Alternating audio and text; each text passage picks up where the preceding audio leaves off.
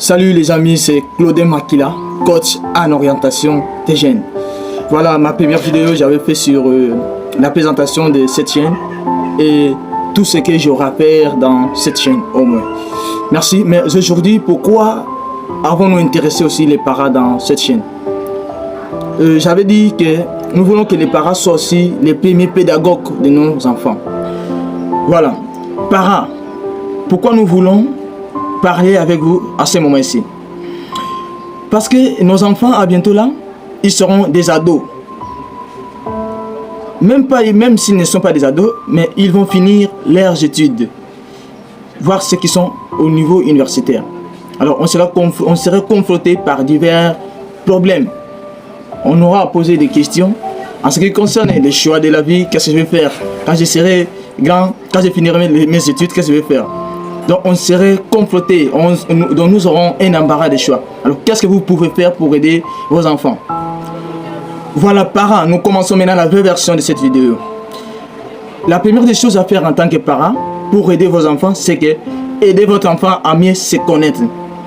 Par exemple, pour un bachelier qui vient de décrocher son diplôme d'état, chez nous ici en RDC, c'est ça.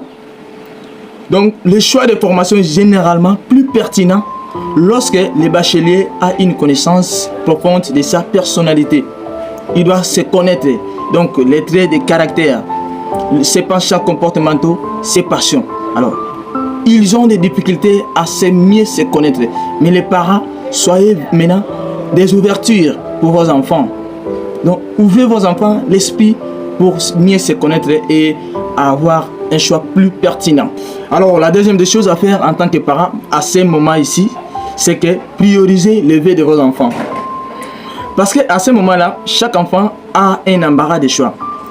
Parce qu'il veut déterminer quelle sera sa filière à l'université, par exemple, ou moi en tant qu'universitaire, ou dans le monde professionnel. Qu'est-ce que je vais faire?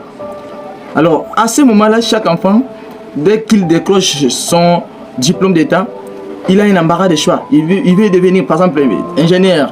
Il veut devenir médecin, avocat. Donc, plus de choix. Alors, en tant que parent, priorisez les choix meilleurs de tes enfants en fonction de ses qualités personnelles, en fonction de ses penchants comportementaux.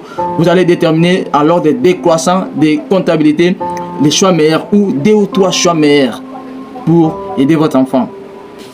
La troisième des choses à faire en tant que parent, c'est que n'imposez pas votre idéal d'orientation. L'une des erreurs fatales que commettent les parents lorsqu'ils s'impliquent dans l'orientation, c'est ça.